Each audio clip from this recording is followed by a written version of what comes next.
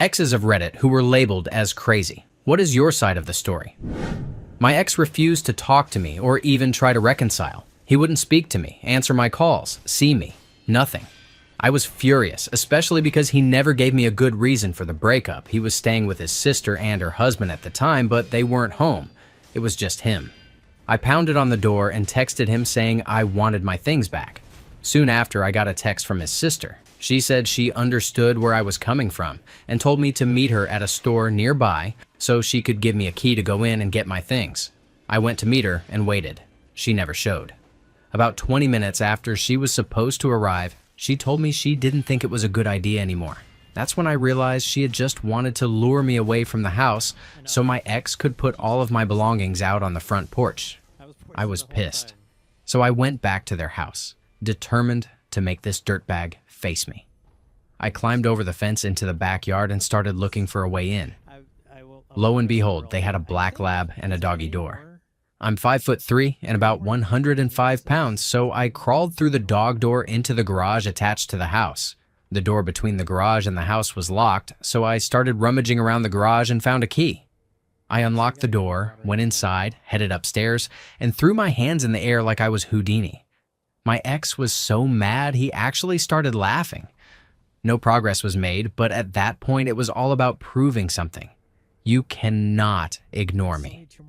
We stayed broken up for about 2 weeks and then he wanted me back.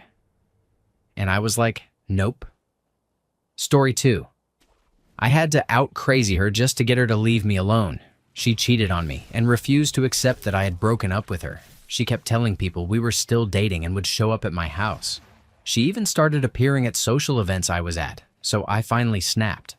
I would start screaming at the top of my lungs and throw things at the wall just so she would back off. To her friends, I'm the angry ex-boyfriend, but honestly, it felt like the only way to get her to leave me alone. Story 3. Yeah, I was the crazy ex to the other girl he was seeing. We had been living together, talking about marriage, and when his side piece found out about me, he told her I was this unhinged ex who refused to let him go and kept stopping by.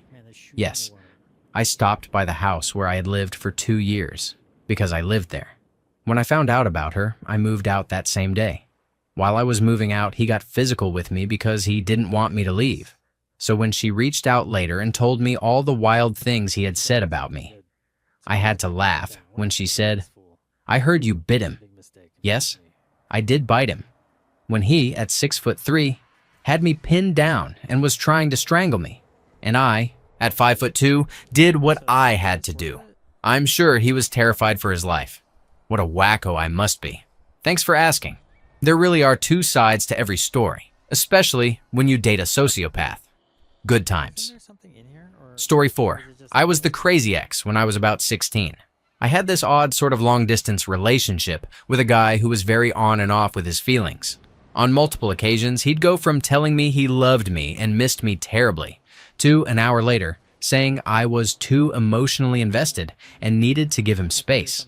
I thought I was in love with him, though now I know I was just lonely, and I was definitely a bit overbearing. But I was also in a constant state of hurt and confusion because, first, he changed his mind about me constantly. And second, he was always posting on Facebook about other girls, how cute someone looked that night, how much he loved someone else, and so on.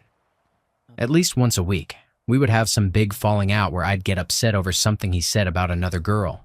He'd tell me I was overreacting, that he'd always been this way, that he was just being friendly, and that of course he loved me more than he loved those girls. He claimed he just couldn't make that public because his mom didn't like me. And what would happen to us if she got upset at him for liking me?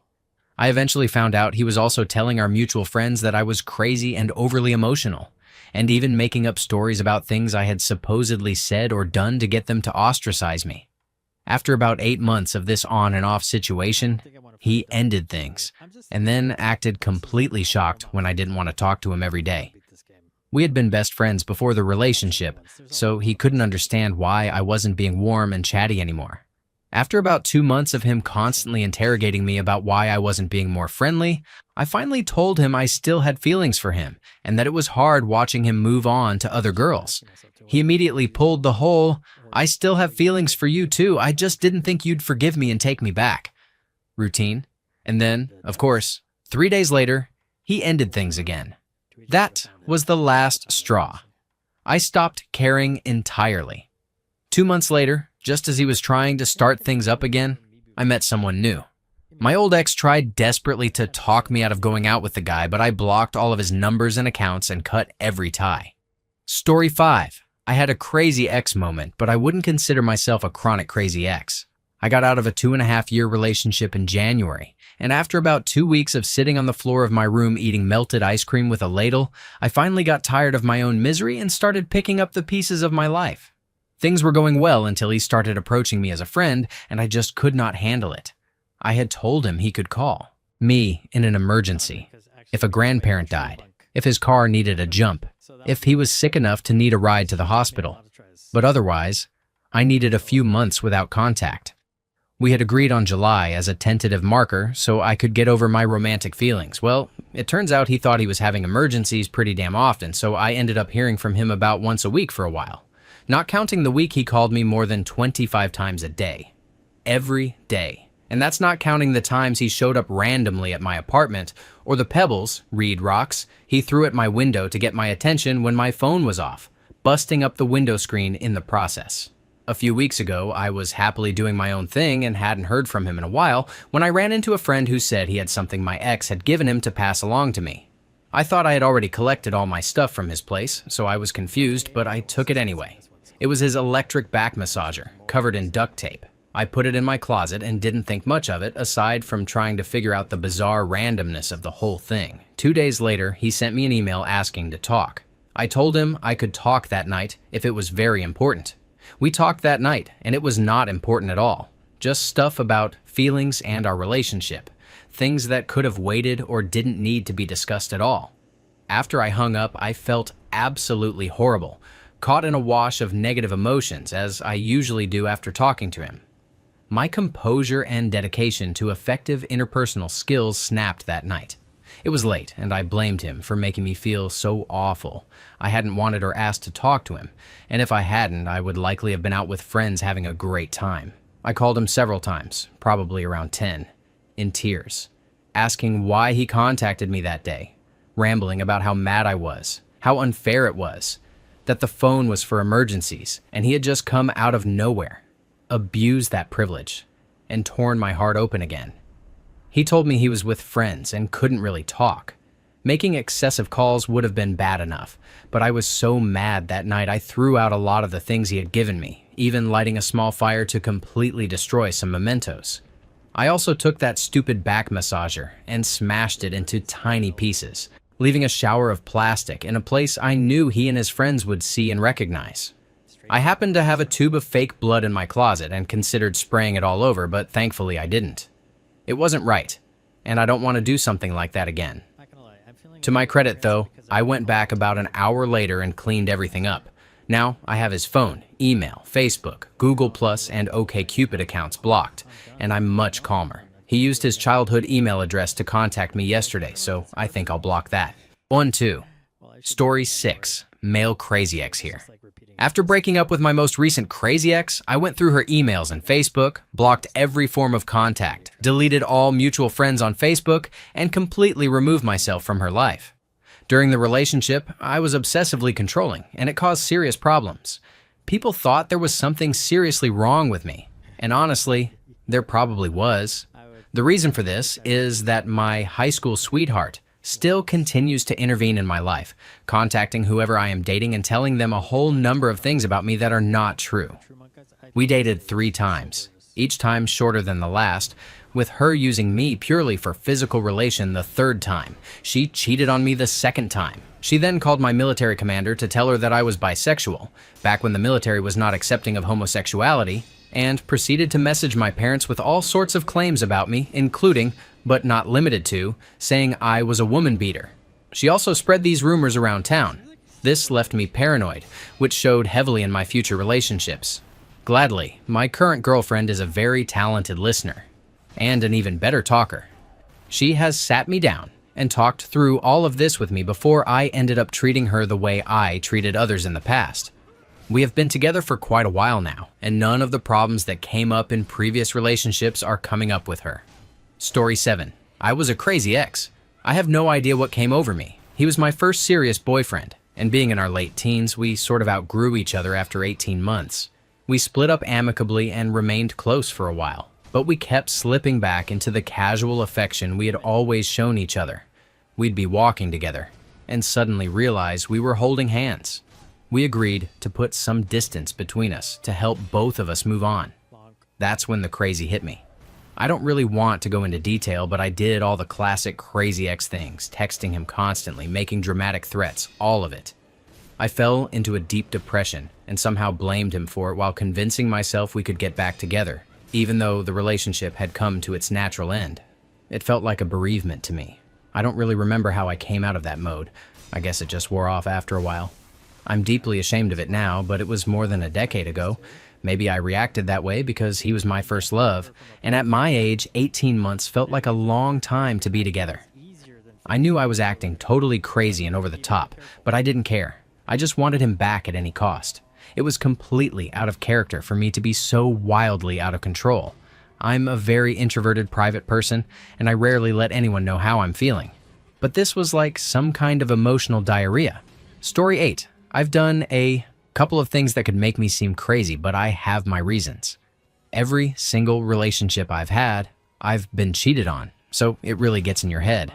A relationship I was in 2 years ago was going really well, so I did everything I could to make it work. At the same time, I was extremely paranoid about being cheated on, and I started getting mad at him over almost everything. I literally went bat-crap crazy on him. I threw things, punched things, made nonsensical remarks, basically lost it.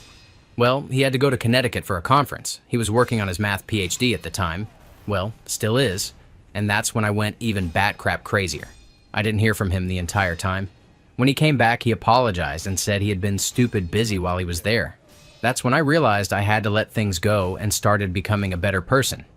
2 weeks later, I found out that he had been cheating on me at the conference with his wife. Edit. I should probably mention that when I threw or punched things, it was never at him. I either threw objects in anger or punched things that were not his body parts. I didn't know I could have that much crazy in me. Story 9. When you're young and in your first few relationships, you don't really know how to act. No one teaches you how to be in a relationship. It's something you learn over time. Almost every girl I know, myself included, has been the crazy ex. Like another Redditor mentioned before me, as a child, you try to bargain your way into everything, and this carries over into relationships. When someone leaves you, especially when they don't tell you why, and even when they do, it's hard to understand how someone you loved or cared for so much could suddenly stop caring for you. You spent so much time together, and now that person doesn't want to spend time with you anymore. Why would they do that? I think what helps perpetuate the crazy ex phenomenon is media. There are so many shows and movies that suggest if you just hold out, if you don't give up, if you prove your love, the other person will realize it and come back to you. These shows tell us that people are destined for one another, and that through thick and thin, love will find a way. Here's a prime example. In S and the City, the relationship between the protagonist, Carrie, and her love interest, Mr. Big, spans the entire series. She spends 6 seasons ping-ponging back and forth between Mr. Big and a variety of nameless, forgettable men, with the exception of Aiden. Mr. Big is an arrogant, self-serving prick who uses Carrie and toys with her head, never being clear about what he wants and shying away from commitment at every turn. He represents the unattainable bad boy. Aiden, the other main love interest, represents the good guy. He is perfect for Carrie in every way, truly loves her, and is honest about his feelings. But what does she do? She cheats on him with Mr. Big, convinces him to get back with her months later, accepts his proposal, and then ultimately rejects him and calls everything off. And why? Because deep down, she and Mr. Big are destined for one another. Love will find a way. At the end of the series, they end up together, and in the movie, they get married. How can TV present stuff like this and not have a few heartbroken girls doing crazy things to get back with the ones they've lost? The idea of, if only I do this, or if only he could see, paired with, I have nothing left to lose, leaves a lot of girls thinking up desperate, crazy ways to prove to the people they love that they are worth loving and being with. Of course, when people do these crazy things, everyone else sees it as exactly that, crazy, and wants to get the hell away. In my opinion, in most cases, the crazy ex is an emotionally immature person who is still learning the ways of life when it comes to relationships. There are many things people have to learn the hard way in order to truly understand them, and love and relationships are a few of those things. Hopefully, they learn from their misadventures and eventually transform into beautiful, emotionally stable butterflies who will be loved by someone. Story 10. My first love was a bag full of crazy, but in a strange way, just cruel, I suppose. She lost her virginity to me, and we were planning on getting engaged. I was 19, she was 17. But after that, she turned into a borderline S-addict. I couldn't keep up with her at all. If we had less than about 2 hours daily, she would insult my manhood and make fun of me in front of all her friends. She would cut me off and, as I found out later, sleep with lots of other people during those downtimes. She even made a sport out of sleeping with someone else and then seeing how quickly she could get me over to do it with her. I was genuinely used for physical intimacy. Odd. Doesn't feel good, despite what any neckbeards thinking a nympho type would be fun might assume. But the worst part was that once she finally broke up with me, she'd call every day or every other day to tell me who she had slept with while we were together, how, when, and even that she came over right afterward. She would only tell me one person or event at a time. For at least 2 weeks after the breakup, I'd get a call where she'd go into explicit detail about things like how she slept with Ryan under the bleachers at a soccer game, then called me to come pick her up, only to tell all her friends that she had just done it so they could watch her run up to me, give me a big kiss, and laugh. There were lots of instances like this. Once I stopped answering the phone, she'd write the stories in text messages, vivid, detailed, and cruel. I cried and threw up a lot. She was just evil, I suppose. Edit for another Evil Kim story. More about her and Ryan. I used to be an epic pushover. First of all, we were camping at a big party one night and she got wasted. She wanted to do it now. So I obliged for at least half an hour and couldn't stay hard because she was berating me the entire time. She pushed me off and said, "Wish you could do it like a real man." So I cried. And then she crawled out of the tent and crawled back in with Ryan. They started fooling around while I lay there, convinced it was my fault she was doing this. I thought this was just normal behavior for her and that I was so subpar it forced her to find someone better. They ended up doing it with me lying next to them, faced away, crying. She made sure to be extra loud and kept talking about how good it was to be banged by a real man. I'm a completely different person now, but goddamn, if I could go back in time, I'd kick myself. Little bish. This girl was bipolar, by the way. But that's all I know about her illnesses. I don't talk to her anymore. Ever. Story 11. Okay, I've been there. I was in an on-again, off-again situation in my very early 20s, which, looking back, was a very bad idea. But hey, I fell in love. During one of the on-again phases, I had a really awful feeling about the guy and this one girl. I tried my best to work past it, but it made me so upset every time I caught him lying or hiding his phone. I asked him if there was anything going on and said I would understand since we were broken up at the time. He told me there was never anything and never would be. That should have been the end of it, but it wasn't. For me, I couldn't set the feeling aside. I felt like I was sabotaging the relationship because she kept showing up everywhere, and I kept catching him in lies. He told me he only lied to avoid a fight since I was so paranoid about the situation. Finally, a year later, the day after we had a fight, he said he was going out for lunch with some friends. I went out with my friends and saw her waiting outside the restaurant. She looked uncomfortable. Despite the situation, we had never actually spoken to one another. I went to the bathroom, called him, and told him I knew he was going to see her, and that they should eat somewhere else, because I was with my friends. He told me I had no right to tell him what to do ever, and that I couldn't control his life. I didn't want to face that situation, so I quickly went outside and introduced myself to her. I apologized for how things had been between us, said I realized she was going to meet him, and asked if they could eat somewhere else. She just smiled uncomfortably and said that after she saw me go in, she had planned to suggest the same thing. At that point, she was kind, and I felt guilty. So I apologized again for how uncomfortable things had become. She said she understood, and then added, "But I hope you understand there is nothing between us anymore. Me and him are just friends now." At that point, I thought, anymore?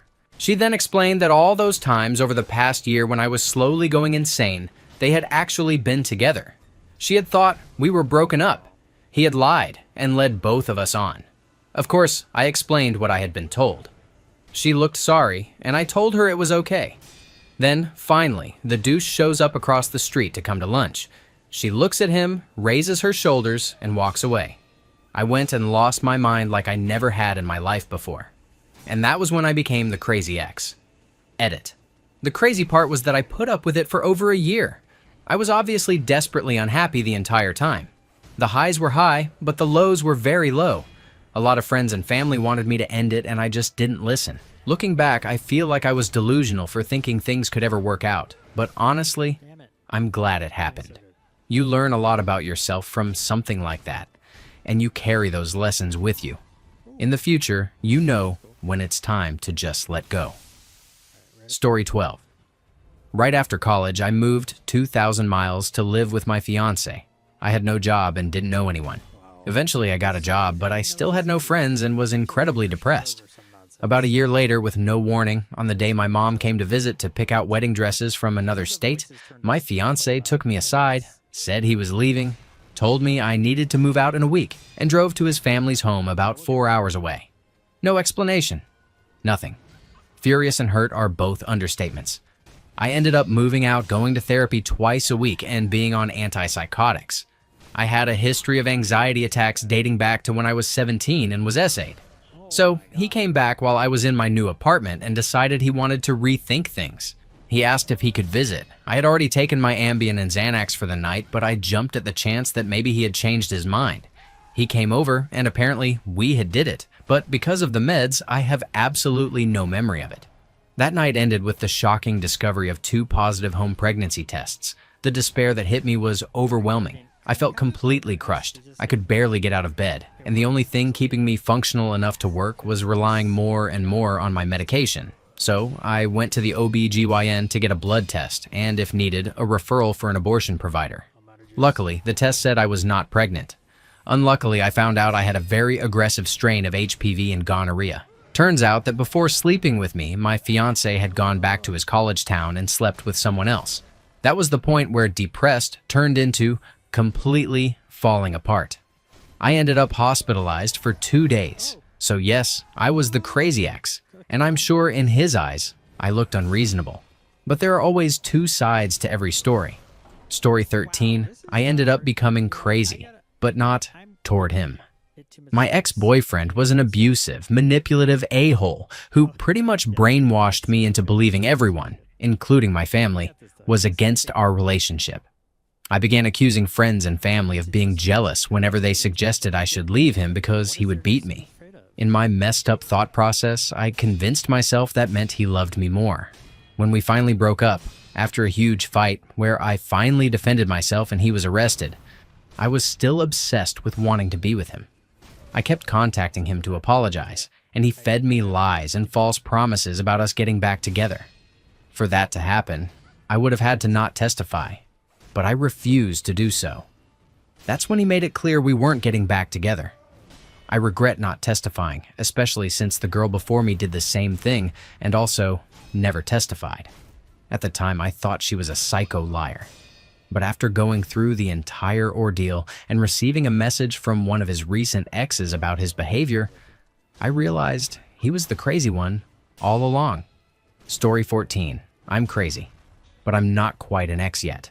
I'm very lucky to have a partner who somehow manages to cope with my crazy and understands that sometimes I just need time to spin out before I can calm down again. That being said, there are moments in our relationship when I completely lose control of my sanity. I've had episodes where I've cut myself, taken too many sleeping pills, walked 14 miles, and even jumped out of a second-story window. In those moments, I knew I was acting irrational, but I didn't care about myself or any future consequences. All that mattered was making it painfully clear that I was upset, and that if I didn't get what I wanted, my partner would be left feeling the guilt. I did have legitimate reasons to be upset about the issues we were dealing with, but my reactions were nowhere near appropriate. And honestly, some of those reactions were about things that happened in their life before I even met them, which is ridiculous when I look back at it now. Just the other day, my partner tried to leave my house after a fight we had. Within about 30 minutes, I cycled through every emotional state imaginable. First, I acted indifferent about them leaving. Then I got angry that they would walk out and told them not to ever come back. Then I went straight into heartbreak, feeling abandoned over what was honestly a small argument. When I wasn't getting anywhere trying to convince them to stay, I turned physically violent, but only toward objects, never toward them. And when that still didn't work, I fell into begging. All of this can go away right now if you don't leave. The rest of the day can be perfect, I told them. When that didn't convince them either, my final move was to lie across their windshield so they physically couldn't drive off. They finally caved, told me to get in the car, and we ended up going out to eat. On a positive note, I kept my promise and we ended up having an awesome night. I'm constantly apologizing for my behavior, and I am in therapy trying to get to a place where I don't live such a chaotic, reactive life. Fun fact, I'm male, and so is my partner. Story 15. I haven't talked to my ex much since we broke up 2 years ago, but I'm pretty sure he's a Redditor. I respect him a lot, but he's a bit of a sheep. A friend of mine, who dated him very briefly in high school and stayed relatively good friends with him, observed that he tends to adopt the personality of whoever he's closest to at the time. Pretty astute. Around the time we broke up, a lot of our confrontations were caused by his attitude, which had become increasingly misogynistic since his roommate had moved in. His roommate was also the type to always have a "my crazy ex" story, so it wouldn't surprise me if I ended up being labeled the crazy ex. He made me feel completely crazy for not just letting sexism and crudeness slide. One time, I was talking to him on the phone. He lived an hour and a half away while I was in school, and I was talking about my floor mate's obsession with Taylor Swift. Being your average girl, I said, "I don't get it. Personally, I think she's really squinty and always looks like she's trying never to move her face so she won't risk looking unsexy." And yes, as bishy as that sounds, I still think it. He could have said, "I agree with you," or "I think she's pretty," and I would have been totally fine. Unfortunately, he responded with, "Hey, I'd stick it in her." The language appalled me, and I felt so disgusted that I hung up. He made me feel terrible about it for a long time afterward, and I started to feel like I was a crazy girlfriend. Since we've broken up, I've mentioned it to a few people, including a friend who used to date him, and they've all been equally appalled. So I feel like I really wasn't crazy for that. The post-breakup period wasn't brutal, but he's been very good at calling the shots and guilting me when things don't go his way. For example, he was the one who decided we shouldn't communicate for a while after breaking up. I reluctantly agreed. He did the dumping, though I knew it was coming to an end, and I was convinced we could stay buddy-buddy right away. Then, when I started dating a new guy relatively soon afterward, I guess the timing felt like a slap in the face to him. But we're still dating 2 years later, so he really had no right to try to control what I did. Anyway, he suddenly wanted to talk again, mostly to complain about how hurt he was. On the day of Canada's awesome gold medal hockey win at the 2010 Olympics, he texted me to celebrate the win. Feeling pissed off, he didn't even like hockey. And given that this was so soon after he had said we shouldn't talk, I texted back telling him not to message me. He responded by calling me a bish and then berating me to all of his friends while someone happened to be filming it. I felt absolutely fantastic. He called the shots about when we could and couldn't speak. He was a total hard ass when he didn't want to communicate, but when I didn't, or when I moved on with my life and found a new circle of friends and he suddenly wanted to be in my life, he got to play the poor victim whom everyone felt sorry for.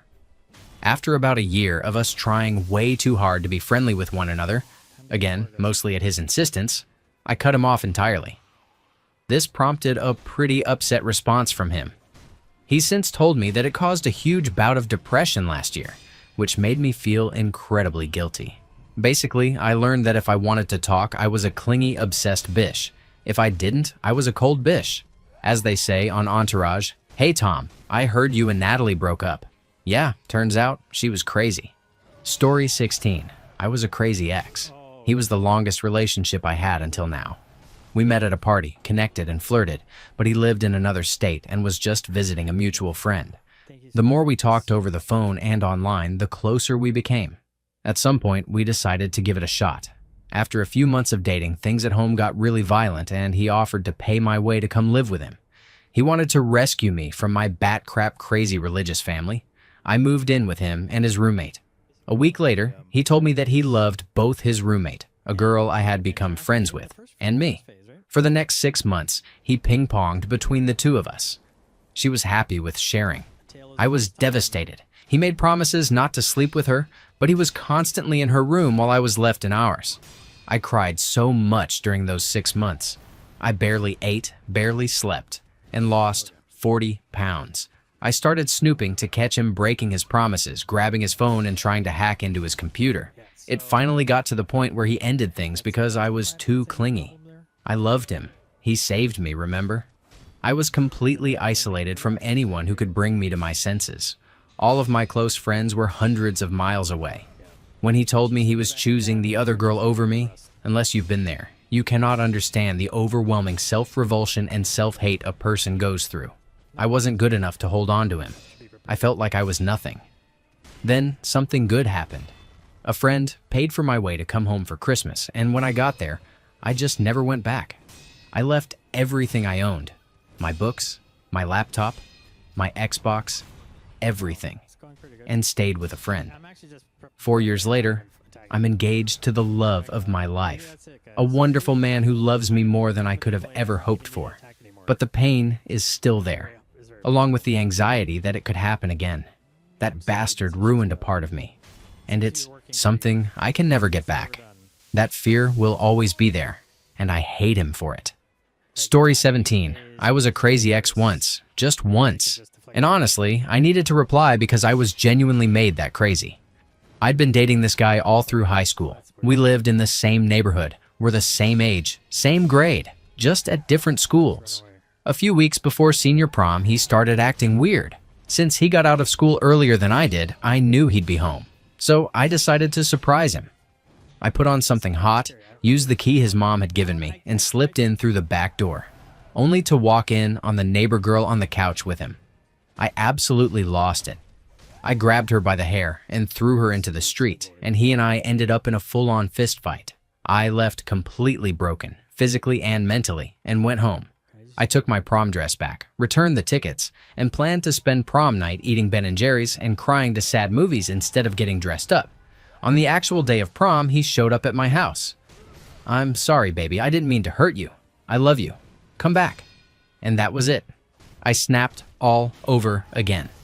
I started throwing stuff at him from the porch. A pile of tapes and CDs, VHS movies. Yeah, I'm old. Random clothes and whatever else he'd ever given me. He ran around the side of the house, and I leaned out the window, hurling anything I could grab and screaming that he was a pedophile. By the end of it, the entire neighborhood knew he'd been messing around with the girl who lived across the street. I left for college early that summer, and all fall, he kept emailing and sending letters about how he and the girl, weren't together, and that it had all been a mistake. Eventually being homesick, I decided we should give it another shot. We lasted until my 21st birthday, when I caught him sleeping with a different girl. She was 16 and one of his sister's friends. That's when I went full-on crazy. I keyed his car, drunkenly pissed in the exterior heater vent, standing on the hood with my back pressed against the window so it would roll down, and smashed several empty bottles of Boone's Farm against his front door. Oh, and I also slept with his best friend. I have never since displayed such a complete lack of control. For all the heartache he caused, I had zero regrets. Funny enough, he called me a couple of years ago because he was single again and wanted to see if I wanted to hang out, saying, "You were always my one true love." I laughed, and laughed, and laughed, and laughed, and then I hung up on him. Story 18. I used to be seen as the crazy, super jealous, insecure, clingy girlfriend by friends, classmates, and everyone around me. My boyfriend at the time was constantly flirtatious with girls online. I found out when he left his MSN open and received suspicious messages like, "Hey gorgeous, get online," right in front of me. I confronted him calmly each time, and he swore it wouldn't happen again. But it did, over and over. I was young and naive, thinking we could work it out. He was fairly obviously in love with someone else, which he confirmed after we split up. Because he broke my trust repeatedly, I became very insecure and, yes, crazy. Eventually, I broke it off and went into therapy because I was so broken after 3 years of that. Now, I'm in a very loving, trusting, and wonderful relationship. I actually get a little weary of people who call their exes crazy. I usually wonder if they treated that person fairly. I know there are definitely some genuinely crazy people out there, but there are always two sides to every story. I wish people would keep that in mind before ridiculing someone for being crazy when they only know one side of the story. Sometimes two people are simply wrong for each other, and staying in that kind of relationship can bring out the worst in one or both of them. Story 19. We were both crazy. I was extremely codependent, and she was highly narcissistic. I expected her to provide me with my self-worth, whereas she wouldn't even acknowledge me when I spoke. But I loved her because I saw so much to fix, and I was convinced I could fix it. I thought I could love her out of her alcoholism, and maybe in return, she'd see me as the best man ever. Instead, she triggered every abandonment issue I'd had as a kid, and the worst parts of me came out. I became insecure, distrustful, accusatory, and enmeshed. I didn't know how to say, "This isn't working," or assert myself enough to move on peacefully. Our relationship lasted only 2 months, but the breakup was the most emotionally confusing and devastating experience I've ever had. Still, it led me to therapy, helped me realize my whole family was codependent, taught me how to recognize and avoid narcissists, and ultimately made me feel far more prepared to love. Story 20. The relationship started out like a fairy tale. He was kind, considerate, genuinely interested in me and my interests, funny and attentive. When we got married, I joined all his activities at his urging so we could spend more time together. In the process, I lost all my own hobbies, and he dismissed my interests as stupid. Over time, he stopped listening to my input in the relationship and did whatever he wanted. The only time I got to do something I wanted was either 1, when one of his friends suggested it as a good idea after I'd already asked and he had said, "That's stupid," or 2, when I got so upset about always being treated poorly that he gave in just to quiet my crazy behavior. Every problem in our relationship was treated as my fault. Even when I calmly expressed how hurtful his words or actions were, he would twist my words and make me feel guilty for speaking up, so much so that I would end up comforting him instead. After years of this, I developed serious depression and anxiety, and he told me to just suck it up and stop being so weak. When the medication didn't help, I realized the only thing left to change in my life was him. When I asked for a divorce, I became crazy in his eyes. He has told our friends that I am insane, need to be hospitalized, am an alcoholic, addicted to corn, and a deviant who forced him to do things in the bedroom. He is literally twice my size. So yes, to him and to all my former friends who chose to believe his version of events, I am a crazy ex, guilty as charged. And I wouldn't change a thing, except that I would have left a lot sooner. Story 21. It was the first time I had ever experienced the kind of love that made me feel like I couldn't stand to be apart from someone, and we spent almost all our time together. I was going through an incredibly difficult period mentally, dealing with post-traumatic stress and an eating disorder that was consuming every part of my life. Even though I was a painfully insecure mess, she helped pull me out of the hole I dug for myself and reminded me that life was still worth pursuing. If she hadn't stepped in when she did, I might not be here today. And even though we're completely separated now, that will always mean a lot to me. I never accused her of cheating outright. I knew she wasn't. But I was in such an unstable state of mind that I couldn't imagine anyone being with me without eventually betraying me. My self-esteem was non-existent, and that spiraled into breakdowns and panic attacks that I still don't know how she managed to handle. I sometimes feel like you'd need a manual to deal with me for any length of time, because I have so many sensitivities and get overwhelmed so easily, whether it's from noise, visual overload, or small disruptions in routine. Back then, I was also completely unmotivated, but the depression was so heavy that even basic tasks felt like climbing a mountain. I threatened and attempted self-harm multiple times, and that hurt her deeply. I recognize now how wrong and harmful those threats were, but at the time, I was young, terrified of being alone, and drowning in my own fear and pain. I didn't understand what I was doing. I just did what I thought I had to do to keep her from leaving. After breaking up, we were on and off a few times, but only as friends rather than lovers. That arrangement didn't work well for either of us because I couldn't contain my jealousy and paranoia. I fully admit I was wrong for making random assumptions and accusing her of things, but at the time, I just wanted reassurance that she was still thinking of me. Under different circumstances, I truly could have married her. She was one of the most wonderful people I've ever known. But I've accepted that my tendency to scrutinize her actions made it impossible to maintain any contact, so I've stopped checking in on her altogether. I sincerely hope I never have to bother her again, and that she lives a fulfilling, happy life. Story 22. I have to say, like most people, I've been on both sides, but I think I was the worst one in terms of acting a bit psycho after the breakup. I regret some of my actions, but after reflecting later while trying to redeem myself a bit, I realized that my behavior wasn't psychotic in the sense that I was trying to torment her. It was more that I was tormenting myself by not properly processing my feelings or expressing them. Things could have ended a lot worse. We broke up during what was supposed to be a break. I left the house on a Monday thinking she needed some space and that we'd get back together by Saturday night. Instead, I found out she was already involved with another guy.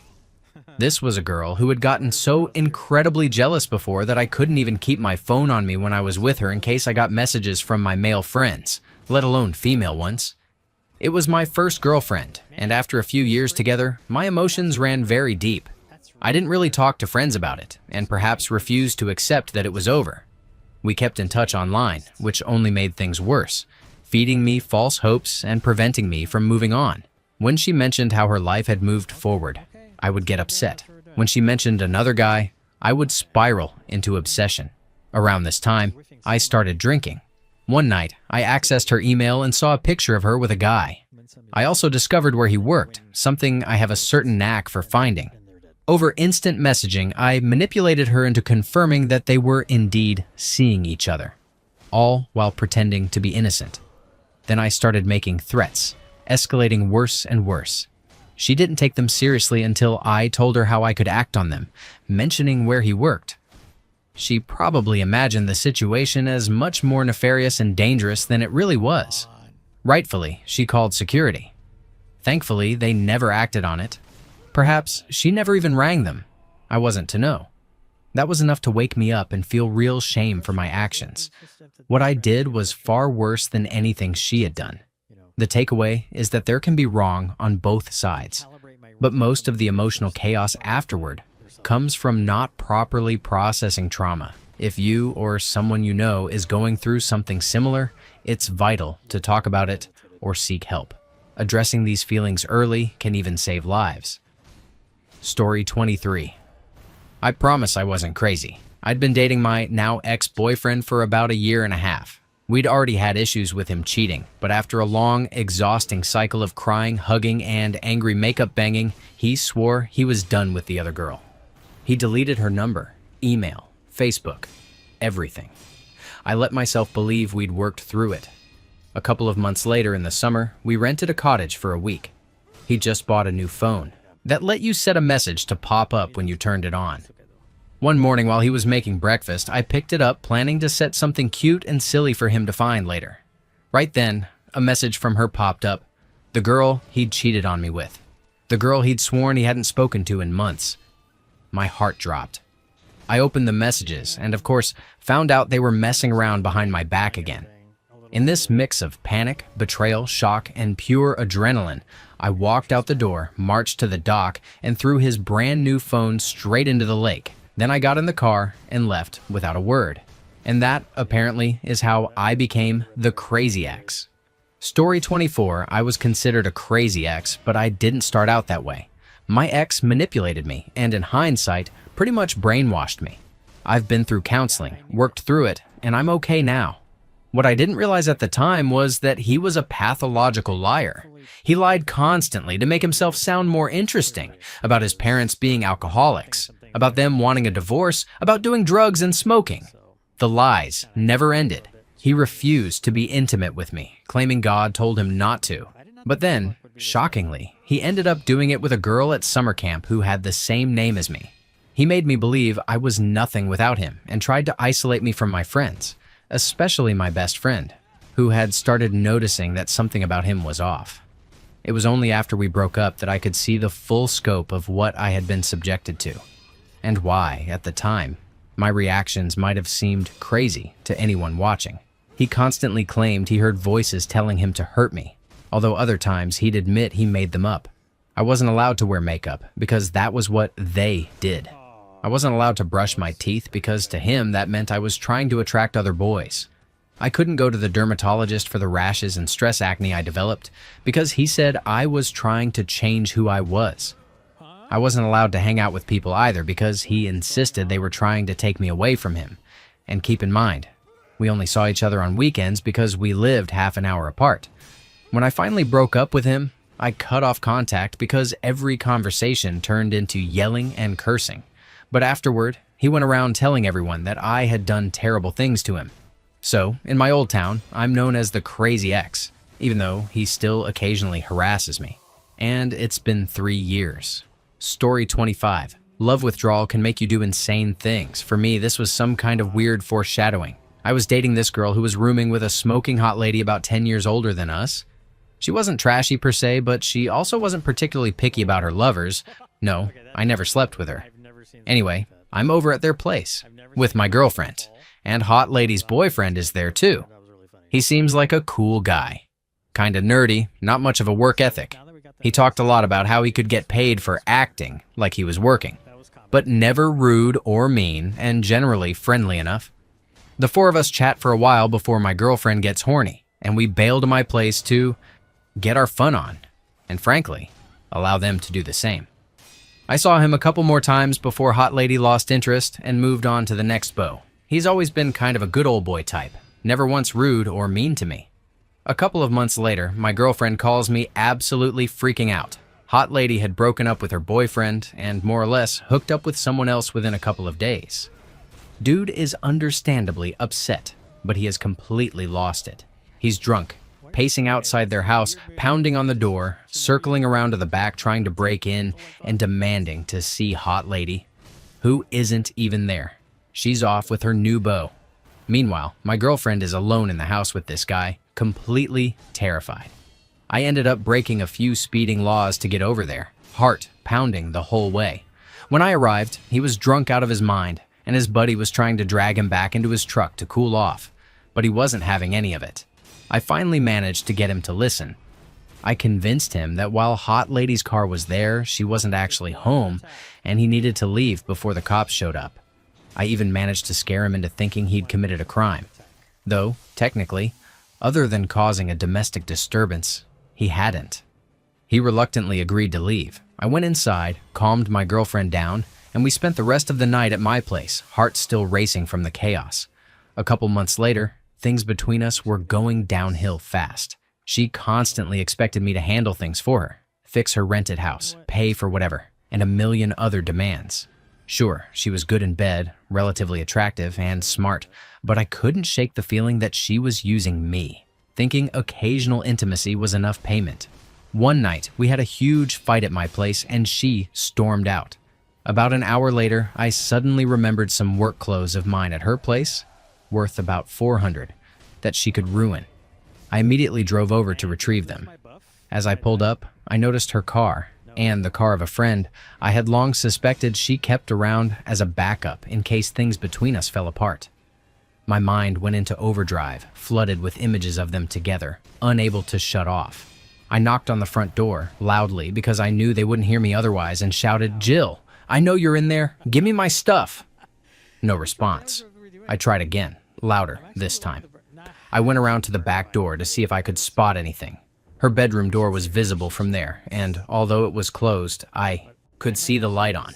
I pounded on the back door and tried the handle. It was, of course, locked, so I went back to the front and started knocking again, all while images of them doing it on my work gear ran through my mind.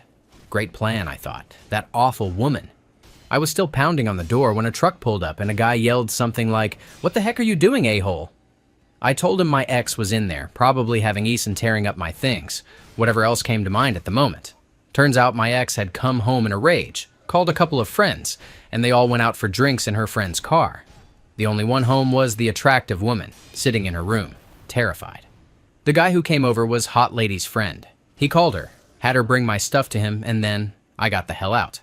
I apologized profusely to him. He was actually pretty cool about it, and said that my girlfriend wasn't worth any of this. That line was almost exactly what I had said to Hot Lady's previous boyfriend some months before, and I was suddenly struck by the similarity of the situation. I drove home in a silent kind of shock and reflection. She called me a couple of days later, asking about my stuff and wanting to work things out, but I was done. I later heard she got pregnant by someone else, earned a graduate degree, and raised the child as a single mom. Moral of the story: love makes you crazy. Story 26. I got pretty creepy about a girl I dated in high school for like 10 years after we broke up. I wrote about 400 songs about her, including half a dozen concept albums and a novel too. I put one of her rings on a chain and soldered it so I couldn't take it off. I even made an ultra-detailed map of her house from memory and satellite photos.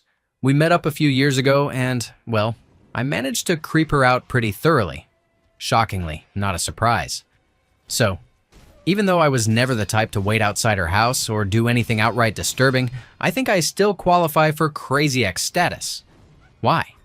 My parents were workaholics and emotionally unavailable my whole life, and I grew up in the middle of nowhere, alone most of the time until I was about 12. I don't love my parents. I have a hard time loving or feeling much at all. I think the reason I got so creepy about that girl was that I loved her, and at the time, I hadn't loved anyone since. I also dated a string of terrible people afterward. So I guess I imprinted on her because I didn't have anything else to attach to. I also broke up with her for silly high school reasons and regretted it, which probably didn't help. But hey, I'm better now. Story 27. When I was 18, my girlfriend tried to blackmail me into staying with her by threatening to cut herself, use drugs, and even kill herself when I broke up with her. I still cared about her and didn't want anything to happen, so I did the only thing I could think of. That wasn't caving to her demands or letting her harm herself. I called her dad, explained everything, and emailed him the AM logs where she said those things. I got calls, texts, and AM messages from her friends and the guys she dated for literally years afterward, accusing me of making up lies to her parents and ruining her life, promising they were going to beat me up. Her version of the story was that she dumped me, and I faked all the evidence to get revenge. For all I know, she might still be telling people about her crazy ex who made up lies to get back at her. Story 28. I went completely crazy over my first love. We broke up, got back together for a month, and then he ended it for good. I cried myself to sleep every night for 6 months. Whenever I saw him out, I would stand in front of him trying to speak, but just crying, right there in public, until he got up and walked away. I didn't care who saw. I just wanted him to know how much pain I was in, hoping he would pity me and love me again. Once he called to ask if it was okay that he went on a date with our mutual friend. I said it was fine, then called him back 5 minutes later, screaming and crying. Eventually, he left the country to get away from me. I think he still loved me but knew we weren't a good match because of the big age gap. I even called him before he left, saying I would go with him. It was our last chance. He politely declined. In retrospect, he handled everything with remarkable patience and never treated me badly. It took me 5 years to get over him, but I learned my lesson. Story 29. I was once with someone who brought out the worst in me. It lasted for years, and I lost who I was. Now, slowly returning to my old self and looking back from a distance, I realize I acted completely out of character. My behavior was inexcusable, driven by pain, lies, and being used for years. I made someone the center of my life, and that place was never meant for her. Looking back, that moment stands out in an otherwise plain, uneventful existence. I don't mind living my life the way I do. I like working for things, taking safe steps, and giving time to what is truly worth it. I wasn't crazy. I was stupid. The idealized version of her, the one she carefully lied about, seemed worth it. Who she really is, isn't. At least not for my time. Hopefully, she will now be treated as she truly deserves. Nothing more, nothing less, good or bad. That's not my role. Time will place her where she belongs, right next to the others who once meant a lot and are now just ordinary people. I don't remember how they felt, how they smelled, or whether my heart raced at the thought of them. Acting crazy was a desperate attempt to make sense of a mountain of lies and confusion, and I will never know the truth. That chapter is over. Let life put her back in her rightful place. Everything we do always ripples. Story 30. Yeah, I'm a crazy ex. Guy, 20. Backstory. My childhood had some rough years. I never had a good relationship with my dad, and the people I could rely on were my mother, my stepdad, and a small but close family. I was an only child, and the youngest in the family. Then I started getting bullied at school, and I went from being one of the smartest in class to being seen as one of the problem kids. Around the same time, I was preparing to become a big brother. But things went wrong, and it hit my family hard. Later, my mom and stepdad divorced, and I lost him too. And the best friend I had through all of this, truly a sitcom-level best friend, moved across the country. So when all of this happened over just 1 to 2 years, and I was being bullied every day at school, I took it hard and started to hate my life. I'm generally a happy, positive guy, but during those years I was so depressed I could barely handle it. My self-image and self-esteem were crushed, and it still affects me today. So how does this make me crazy? After those difficult years, the only way I could move on and get back into the game was to shut down my emotions. I acted like I didn't care what people thought of me. I closed everything off. And even though I regained some of the friends I'd lost, I didn't truly trust anyone. I did everything I could to avoid being hurt again. It worked well enough. I became reasonably happy again. But when it came to love, nothing ever clicked. I never found someone I genuinely liked, and for years that left me feeling lonely and worried. But when I changed schools years later, I found her. She was literally my dream girl. I never had the confidence to ask her out, so we just became close friends, which was already more than I ever thought I could hope for. I never believed a girl as perfect as her could be interested in someone as flawed as me. But after 2 years, she was. Neither of us had any real experience with love or feelings, so we were both overly cautious. She was unsure and needed time alone, and she asked me to wait. I did, but while I waited, months really, I wrote to her several times just to remind her that I still cared. When she finally replied, she told me how much it meant to her. She had gone through a rough time during that period, and my messages had helped her. Sometime later, we got back together, and I could tell she truly loved me. But because of my past, I had no idea how to express my feelings directly. I was scared, even though we both knew what we felt. I don't think that was enough for her. She started to doubt me. Then she started to shut me out. And that was the end. She really changed my life for the better. And for a long time, she was my biggest source of joy and happiness. She was my dream girl. And even with her own emotional struggles, I understood her almost too well. But here I am now. I haven't heard from her in a long time, yet I still write to her sometimes, just to remind her that I care. I feel pathetic for not moving on, but I like to think that maybe my messages cheer her up, even if she never replies. I try my best, but without knowing what else to do, that's all I can offer. Even if she wants nothing to do with me, and I know that's on me. I still want her to feel appreciated. I still feel terrible for hurting her, and the guilt of disappointing her never really left. All I can hope for is that there's a tiny place for me in her heart, just enough to know that everything we had wasn't for nothing. I like to believe I'm just someone who refuses to give up on things that truly matter. But deep down, I feel like a terrible person for holding on like this. And every time I hear horror stories about crazy exes, I feel sick knowing I've become that guy. Story 31.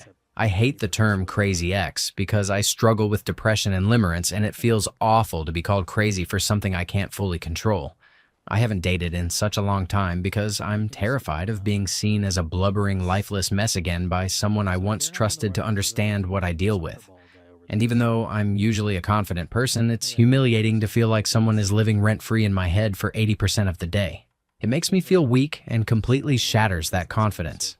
I've always seen myself as a logical person, so it's frustrating and painful not to know why I feel the way I do, or why I can't seem to stop, even when my rational mind is telling me something completely different. Story 32. My ex was a sociopath with everything that comes with that. It was the worst relationship I have ever been in. This was back in 2010. It started with lies, endless lies. Then came the yelling and the constant attempts to control where I worked, when I worked, what I wore, and what he considered appropriate. He isolated me from my friends and family, and I was too embarrassed to tell anyone what was happening. I had never felt so alone. Eventually, the abuse became physical. He hit me, punched my knees, one of which will never heal properly, scratched my face, and slammed my head against the wall. He called and texted my friends, claiming I had been sleeping with them and that they now had AIDS, which was a complete lie. When I finally decided to leave, he cut himself. How do you walk away from someone who is trying to kill themselves right in front of you? I was covered in blood and had to drive him to the hospital, where he threatened me into staying silent about what had actually happened. He constantly manipulated me to stay in control, and he never felt guilty about anything he did, no matter how wrong it was. I didn't know what to do, so we stayed together for another 5 months before I finally had enough. I called the police because I wanted him out of my apartment. When he realized I was serious about leaving, he lost it. Even though his abuse had stopped being physical for a while and had shifted to verbal and emotional attacks. The moment I called the cops, his behavior went straight back to the physical violence I had dealt with months earlier. I panicked and punched him in the face. I used to box, so my jab is solid, and I ended up getting arrested for defending myself. But at least that was the moment I finally got out. I haven't seen him since, and I want to keep it that way. I had a restraining order until 2015. Today, I'm with the most amazing person I could have ever hoped for. I'm doing so much better now. And honestly, he was also just a lazy jerk who freeloaded off me. Story 33. I strongly believe a lot of crazy ex behavior comes from the dumper not being honest. We're so scared of hurting people that we hide behind "it's not you, it's me, and I'm not ready for a relationship right now," when the real reasons are things like boredom, annoying habits, attraction to someone else, mistreatment, or just not being compatible. Then, when the dumper asks, "Can we just be friends?" it's no surprise someone who truly loved them will hold on to hope. This is especially true for people who keep booty calling their exes. If you keep dangling something in front of someone, don't be surprised by the way they react. Don't abuse the power of being the dumper. Be honest. If you can't be kind and direct, at least be clear and rational about what went wrong from the start. Story 34. I'm not sure if I count. I dated a sociopath in high school, and he was a master manipulator. He scared me into staying with him and twisted my reality so much that I genuinely felt like no one, not even authority figures, could protect me. And to some extent, that was probably true. He also managed to convince everyone except my parents and my best friend that I was the heartless one, that I was unfeeling, and that I was manipulating him. I won't go into all the details of our relationship, except that I finally managed to leave when I moved away for college. Even after that, I checked in regularly with mutual friends to keep track of his mental state. He had rages where he wanted to hurt anyone he thought had wronged him, and to make sure I still had 5 states between us. If I knew he'd be driving through my state, I made sure never to be alone. I'm sure I probably came across like a stalker to the people I asked. I found out a few months into my freshman year that he had gotten a high school dropout drug user pregnant. Over the next 9 months, I reached out to our mutual friends, begging them to please keep an eye on her. Check for bruises, watch for any signs of abuse. Instead, I was told I was jealous, obsessive, and needed to move on. I was terrified that screaming, crying infants would push him over the edge and that he would take it out on her. She had twins. She was in one room caring for one baby. He was in another with the other. By the time he handed the infant to the grandmother, the baby was not breathing. He did not go to prison. There was no physical proof, and no one could keep their story straight about what happened. The girl is still with him, and even had another child. Most people from that period of my life still think of me as the crazy ex. I can provide proof to a moderator if necessary. Story 35. I dumped a girl I was with because she started controlling every aspect of my life. I figured that if I lied about what happened to my newly dumped ex, we could be friends. It snowballed into a nightmare, and I had to do everything I could to avoid her wrath. This meant going out of my way to be crazier than her. She went ahead and slept with one of my friends to piss me off. In response, I sent her a picture of me with her cousin. She spilled my secrets and my life story to everyone we knew. I accidentally left her SD card in one of the school's computers. She befriended a couple of my close female friends to gather information on me, and I ended up sleeping with them too. Eventually, she broke down and deleted me from every social media platform we shared to get away from me. Later, I was hired as a manager at a job she was desperately trying to get as an entry-level position. I will be interviewing her for the position. She just doesn't know it's me yet. Story 36. A young man who is only loved once isn't really equipped to cope with losing the one person he's ever felt strongly for. As a child, you try to bargain your way into everything, striking deals with parents or teachers. And when you don't get what you want, there are usually compromises on the horizon. As an adult, people can leave in the blink of an eye or change overnight. There's no way to compromise or make a deal with someone who no longer wants to love you. When that happens, you're left throwing every emotion you have at a person. I'm fairly certain I seemed crazy, but trying absolutely everything and failing over and over again felt like the only option. Thank you for watching. If you enjoyed this video, be sure to give it a thumbs up, subscribe, and hit the bell icon so you never miss an update.